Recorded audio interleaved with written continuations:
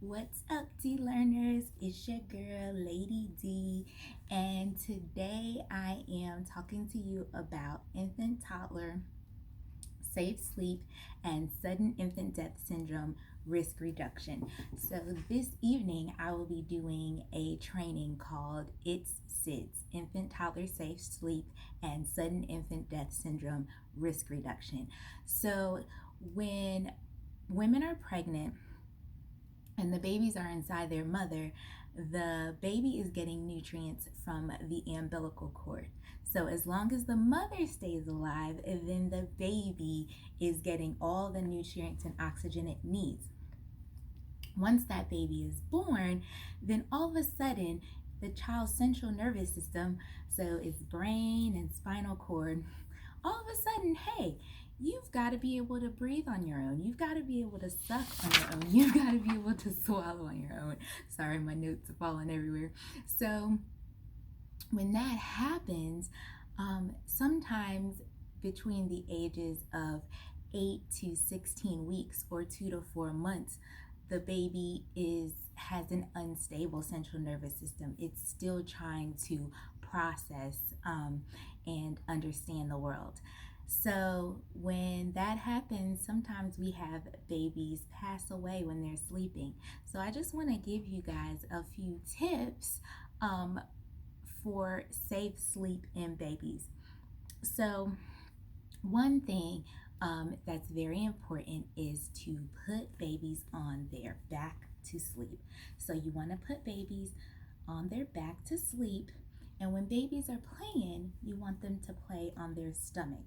Now, the only time you're putting an unstable baby on their stomach to play is if you can be there to supervise. So it's called supervised tummy time. So when you're doing tummy time, you definitely want that to be supervised by an awake adult, and then babies to be on their backs when they are sleeping. Another thing is you want to keep things out of the crib. So the only thing you should see is a baby and possibly a pacifier, a fitted sheet, and a firm mattress that is CPSC regulated. So Consumer Product Safety Commission has approved that mattress. You cannot change out and try to retrofit things because that could void the warranty. So 100%, you definitely want to make sure that you're utilizing things appropriately when it comes to the crib.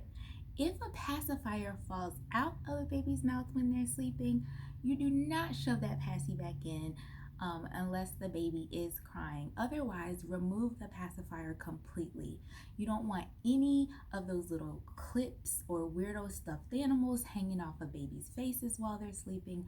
None of that is safe or approved way of sleeping. It is all a no-no.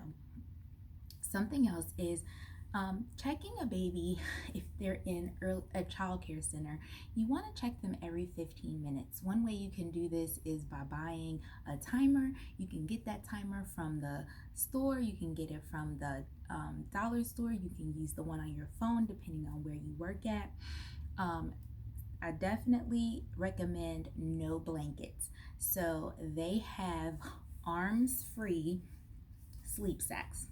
You do not want a swaddled sleep sack. You do not want to swaddle babies.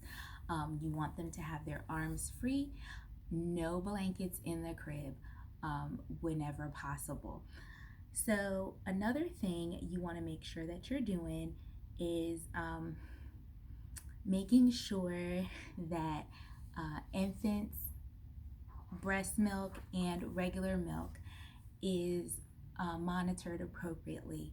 After about an hour, that milk can start to get bacteria in it, so you definitely want to put a sticker on there once you take a bottle out. If a baby is not quite ready to drink it, and you want to put some kind of expiration sticker on there, like you took it out at 1 o'clock, so milk expires at 2 o'clock.